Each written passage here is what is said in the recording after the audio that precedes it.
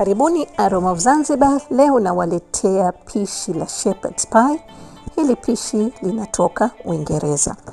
Na tutaanza hapo kuchemsha mbatata. Nimetumia kilo 1.5 yani viazi, nimeweka na chumvi, na mbatata nimezikata size kiasi tu.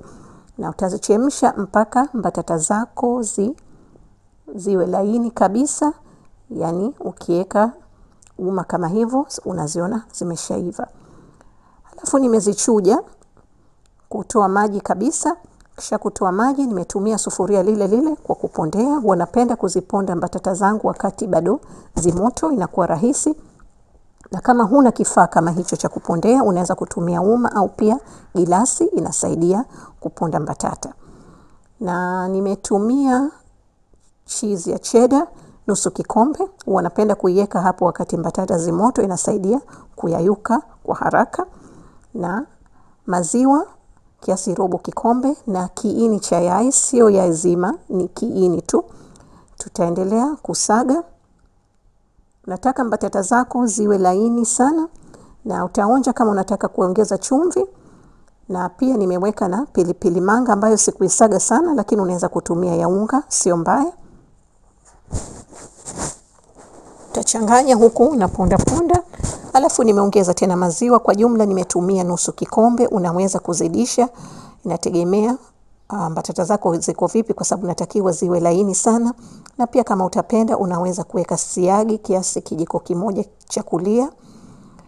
Hapo sasa tunaanza kupika nyama yetu. Nimetumia mafuta ya halizeti. Unaweza kutumia frying pan, mimi sikuwa na frying pan kubwa. Na nimeweka kitunguu. Hasa wanatumia kitunguu cheupe, lakini sikuwa na kitunguu cheupe.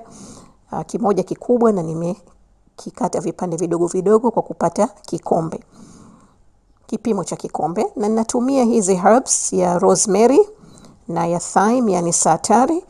Na viungo hivi hasa vinapendeza vikiwa vibichi. Kwa hivyo kama unacho kibichi utaweka mwisho. Kwa vile mimi sikuwa na mbichi nazo kavu, nimeweka wakati huu. Alafu na kitunguu thom kijiko kimoja kikubwa kilichosagwa. Na moto wako uwe kiasi, sio mkali wala sio mdogo sana. Tutaendelea kukaanga. Alafu nimeweka carrots, nimetumia carrots 2 ambazo nimezikata vipande vidogo vidogo kama hivyo, na pia zimetokea kiasi kikombe kimoja. Alafu sasa hivi tutaweka nyama. Nimetumia nyama ya ng'ombe pakti hiyo 1.5, yani ni grams 600, yani ni nusu kilo na zaidi kidogo. Hasa wenyewe wanatumia nyama ya kondoo.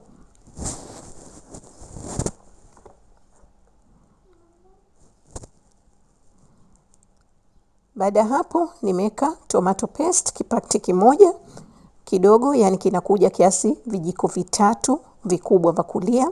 Tutaendelea kuchanganya huku tunakaanga.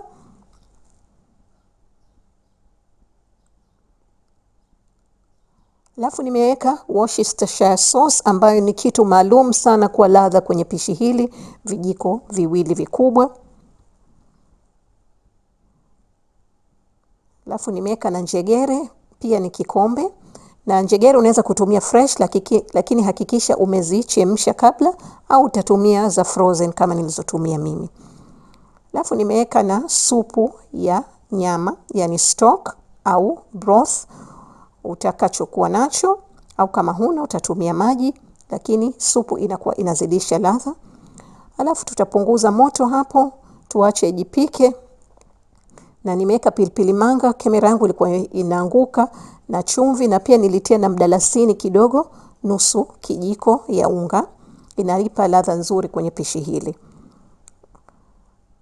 Tumeacha ipike mpaka ikauke ile supu yote, yani isiwe maji maji. Hivi niko tayari kuweka nyama kwenye bakuli. Naweza kutumia bakuli lolote pana urefu ambalo linaweza kuingia kwenye oven. Hili ni size ya 9x13. Na tutatandaza nyama vizuri. Kisha kukaa sawa, tutaweka mbatata zetu zile tuloziponda, na zikiwa nyepesi zinakuwa rahisi kuzitandaza.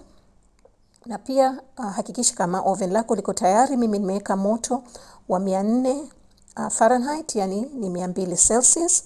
na tutazitandaza vizuri. Utahakikisha pia umeweka sehemu zote ili nyama ikiwa inachemka kwenye oven isipande juu. Kwa hivyo utaziba sehemu zote. Na pia kama utapenda unaweza kutumia ule ute wa yai kupaka juu kwenye mbatata kabla hujaoka ili zipate rangi nzuri. Mimi nilisahau. Naona utaziba sehemu zote na utaweka kwenye oven kwa muda wa dakika 20 au mpaka ipate rangi nzuri. Na kama utapenda unaweza kuweka design kama hivyo, sio lazima, lakini inapendeza.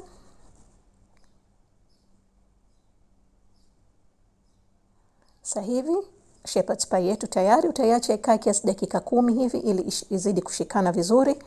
Alafu utakata au utaserve mwenyewe utakavyopenda, lakini sisi tumekata kipande kama hivyo kukuonyesheni vipi ilivyoshikana na ilivyokuwa nzuri kama hivi. Asanteni sana. Karibuni tena Aroma of Zanzibar, na mtakuta recipe na viungo vyote hapo chini kwenye description box na kwenye ukurasa huu. Asanteni.